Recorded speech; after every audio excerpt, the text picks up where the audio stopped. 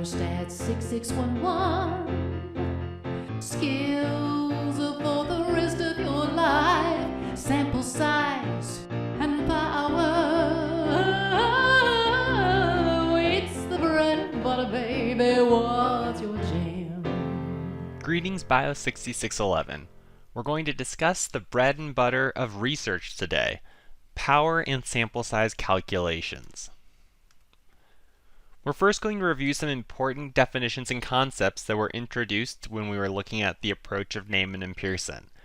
We'll then see how we can derive some properties to illustrate the idea of power and sample size calculations in a nice closed-form solution for a two-sided one-sample z-test. We'll then apply that to a couple calculation examples before closing with a few additional considerations.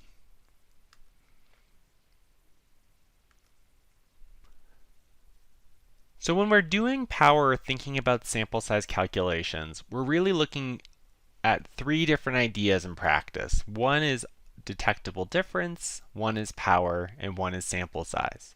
For example, when people are planning studies, as a statistician you may be asked, how many subjects do I need for the study?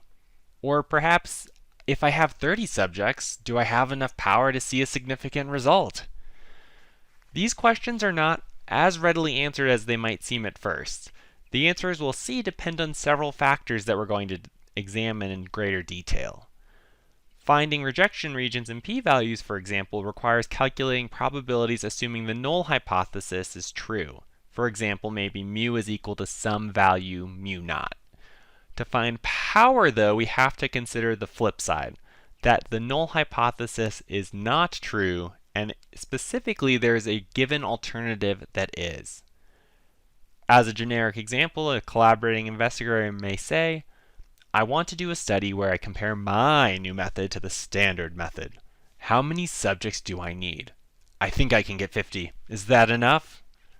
Well, we'll see after this set of lecture slides ways that we could determine if that is or is not enough. So this slide should look familiar. It comes from our Neyman-Pearson set of slides, and it's really just here to remind us of the paradigm we're working with, where in reality the null hypothesis is true or false. But we actually have to do things based on samples because we don't look at the whole population or have access to them. And so what we ultimately decide isn't that the null hypothesis is true or false. We either fail to reject or reject based on the data we've accumulated from our study. And we do this in the form of a p-value. We see we have, again, two different correct conclusions and then two different scenarios in this setup where we draw the incorrect conclusion. Again, just to remind ourselves of these concepts because they are some of the most important parts when it comes to this idea of study design and designing experiments. We have type 1 error and type 2 error as the cases where we've made a mistake. But we also see they directly play into the cases where we've made the right choice. So for example, the probability of committing a type 1 error rate is equal to our lower left square here with alpha. That probability of rejecting the null hypothesis when it is true. In other words, there is no difference between some groups, let's say, but we think there is. This then serves in contrast to the other type of mistake we might make, or a type 2 error, which is represented by beta and is the probability of failing to reject the null hypothesis when it's false, or there actually is a difference we would hope to detect. Now we see again they have these nice connections where 1 minus beta represents our lower right quadrant, which is power. It's the probability of correctly rejecting the null hypothesis when it's false. And obviously we'd like to maximize power because if there is a difference, we would love to detect it, to be able to make a change maybe in clinical practice or how we're addressing a situation or know there's some difference. The challenge here comes with this bottom point on our slide of the approach to designing studies. In a dream world, we would want both alpha and beta, our probability of committing either a type 1 or 2 error, to be small. The challenge is that as one increases, the other tends to decrease, assuming everything else is held constant that we'll discuss on the following slides. This leads to a tricky situation because it's not a well-defined problem where we can just easily address both at the same time.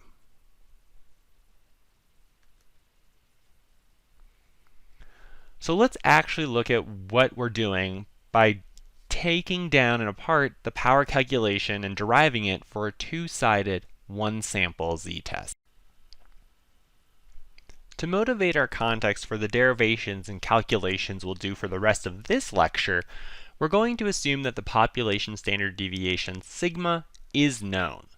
Therefore, with this assumption, we can work with the standard normal distribution to derive closed-form equations in the case of a one-sample, two-sided z-test. Now, in practice, this is a pretty strong assumption that usually isn't met, so in a different lecture, we'll see some examples where we assume sigma is unknown and estimated as s. To reflect that uncertainty of estimating a variance or standard deviation, we'd end up using a t-distribution with its degrees of freedom set to 1, n minus 1, or n being our sample size, which will ultimately lead to an iterative process to estimate things like the power or sample size, where it'll be helpful to use things like R that has built-in functionality to already do this.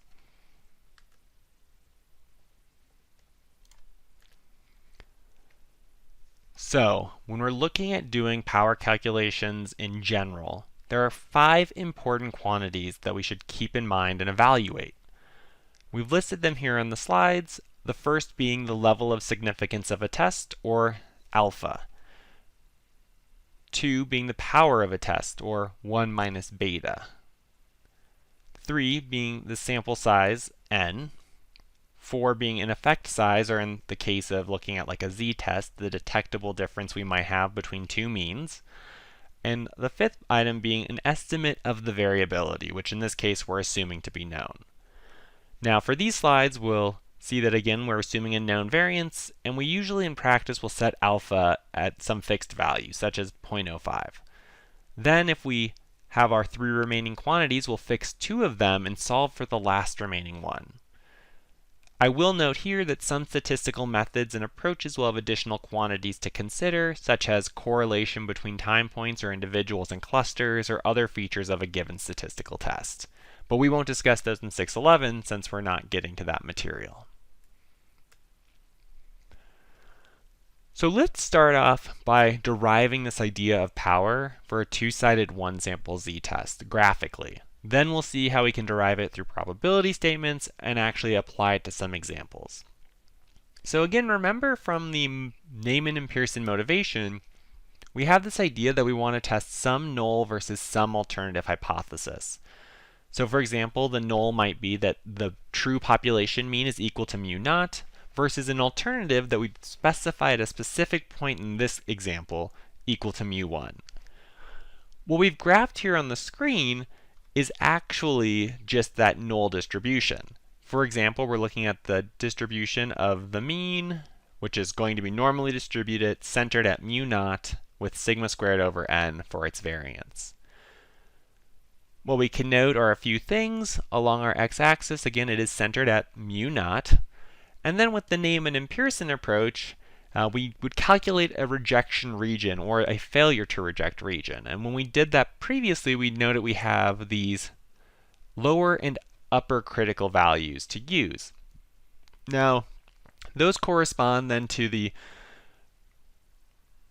2 vertical lines that are dashed in orange on our figure, which demarcate the lower rejection region to the left and the upper rejection region to the right. These are important because we can note that to the left or above these lines, or these critical points, because the normal distribution is symmetric, and that's what we're using also enforcing for our calculation of the critical range, the lower and upper tail both have alpha over 2 area shaded in. And so if we can highlight these here, we see that they're equally distributed to both the upper and lower portion of the null distribution. Now, one thing we can note right now is that this is only showing the null distribution. What about that alternative distribution where we say mu is actually equal to mu 1? What does that look like, and how does that tie into our calculation, let's say, of power? So, we've added the null and the alternative distribution together onto this figure.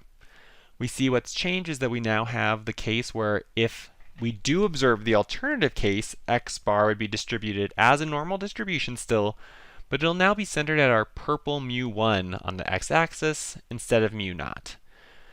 So what we see here is I've outlined in dash purple the normal distribution for us to follow for the alternative case where mu is equal to mu1, this specific instance here for an alternative case. Now what power is really getting at is asking this question, well, based on our critical values in the rejection regions, how much of my alternative distribution falls within that rejection range? For example, we may say here, because we're assuming in this case mu1 is less than mu0 based on how we've plotted it, what's the area then that I've shaded in purple already to the left of that mu0 minus z times sigma over square root of n? Once we sum up the area under that curve, or really look at the cumulative distribution function here of x bar under the alternative hypothesis, that represents our power to detect that difference. A few other things that we can note here, just based on the generic example we've plotted out, is that if we did want to look at the upper distribution as well, over here to the right-hand side, we see that by that point, purple, the dashed line is so small, there's essentially no mass there. So we can really focus our attention, in this case for a two-sided test, on what's falling below. Another thing just to note as well, while this is a static version we're illustrating on the slide, you can check out the website I've included below for an interactive version where you can play around with these different quantities as well to see how power, sample size, and everything else are related. So, based on the figure on the previous slide though, we can note we can derive the actual calculation of power through probability statements. Again, power is that probability we reject h0 given that h0 is false or the alternative is true.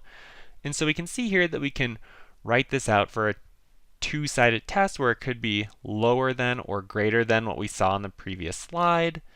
In the case of the greater than, we see I've highlighted it in red because really, as I noted, there's really not much of the alternative case, mu equals mu1, where it falls above that range. It's essentially 0, so it sort of falls out of our calculation. If we do focus, though, on what was to the left of that lower critical value, we see here that we just follow through these three lines here, writing it out in terms of probability statements to get us to the point where we're only considering, at the starred line here, the probability that it's lower than that critical value. The next step that we would like to do is to transform this into the standard normal distribution under the assumption that we are working with the alternative scenario, so mu equals mu1, and we know we can do that here by taking, subtracting the mean for that alternative and dividing by the variance for the mean distribution there. Now if we do this, we can note that we can rewrite our z statistic here as the form of just the standard normal distribution random variable. And then what we have simplified over here on the right hand side in green is two quantities dealing with the difference between the two, the sample size, the assumed to be known standard deviation, as well as over here our type 1 error rate we wish to achieve, or alpha. Now, what we'll often see in these calculations are formulas out in the wild. If you look these up, it'll be summarized as just z at a value of 1 minus beta. Now, here's where we see a little difference. It goes from our probability statement to the capital phi representing the CDF of a standard normal distribution. And that's because we're again trying to calculate, well, what's the area to the left of that critical value, which corresponds to 1 minus beta, or our power. Now, we're going to leverage this mostly as stated facts in the next section, but it is helpful, I think, just to walk through these calculations to see a little more about where they come from formally and how we can derive them ourselves. So let's look at actually what those equations are and apply them to a few examples. So the first thing we can do, which is what we derived on the previous slide, is solving for the power.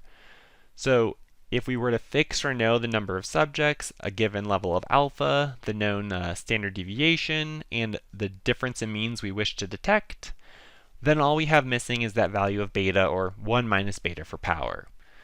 Now, from the previous slides, we can write the first part up here in terms of the actual value of the random variable z, and then in the next line here, we can actually transform that to the probability based on the CDF of the standard normal distribution. On the next slide, then, we're going to see that we can rearrange essentially these equations to solve for the different parts that may be treated as unknown. For example, at the top half of the slide here, we may say we actually know everything else, or at least what we wish to achieve for them, and we want to know what's the sample size we would need under those assumptions. Well, here we just rearrange the equation on the previous slide so that we have that known variance multiplied by the terms of our power and type 1 error rate that we desire, as well as then divide that all by the squared difference we wish to detect. Or we may ask ourselves, well, what is the difference in means I could detect given a sample size, a type 1 error rate, a given power level, and a known standard deviation? And we see this equation here at the bottom of our slide. Again, on the right-hand side, taking into account all those things we're treating as known to solve for that difference we could detect. And we'll see in the following slides examples actually applying these equations step by step. So let's start off with an example where we have to solve for the sample size. Let's assume a new calcium channel blocker is to be tested for the treatment of unstable angina with an outcome of change in heart rate after 48 hours. A researcher wants to know the sample size they would need to detect a difference of 5 beats per minute if they know the standard deviation is 10 beats per minute, they want a type 1 error rate of 5%, and they wish to achieve 80% power. So again, we can go back to our previous slide and take that formula for solving for n, which we see we've written here in our top line, and right below we can just plug in the values we got from our motivating example. Now in practice, you'd work with someone or a problem to identify those pieces to solve for. What we then see on our next line is, again, we plugged in those values, which we then have to solve for what those z quantities correspond to. So what z sub 0.8 or 0.975 tell us is the area under the curve up to some given point. And so we know that for the z distribution, it's in terms of standard deviations.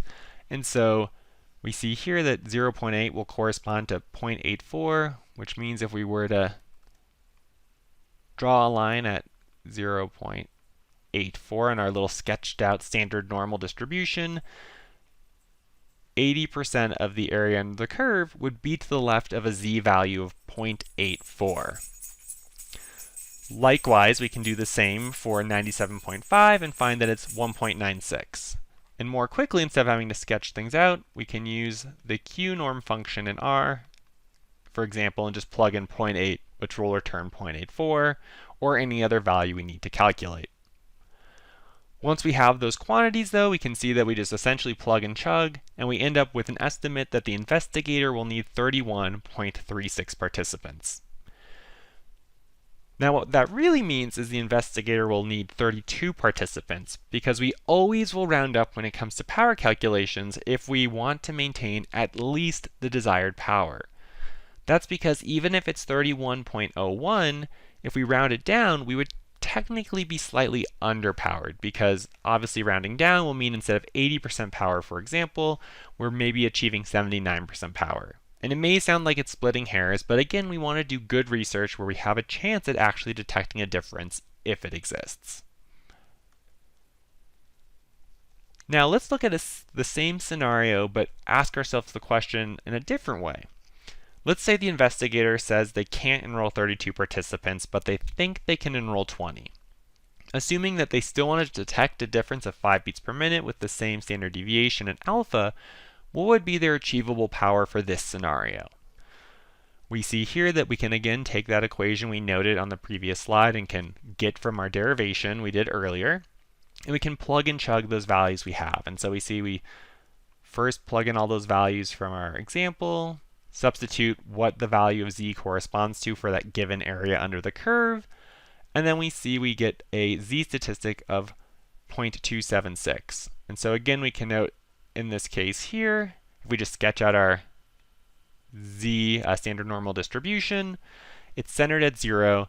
And what we've really calculated is that we have some value based on our context or scenario that z is equal to 2.76.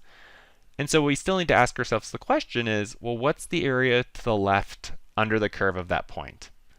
So next we'll use the CDF of the standard normal distribution to calculate the power at that given point. Again, we use the definition or this notation, capital Phi, of 0.276. We see here that's equal to 0.608726, or approximately 61% for power. And we can calculate this by using the p-norm function in R, by taking p-norm of 0.276. What this tells us, then, we can tell our investigator a sample size of 20 will provide you with approximately 61% power to detect a difference of at least 5 beats per minute, given that it exists. Now, of course, this is less than a 80% power, which is sort of the minimum we generally expect when we're designing clinical studies. And so we would probably suggest at this point we're still somewhat underpowered. This may lead us to our third follow-up question. The investigator, once you mention this to them, they also are concerned about their low power on the previous slide. They want to do good research and have a chance of drawing a meaningful conclusion if it exists.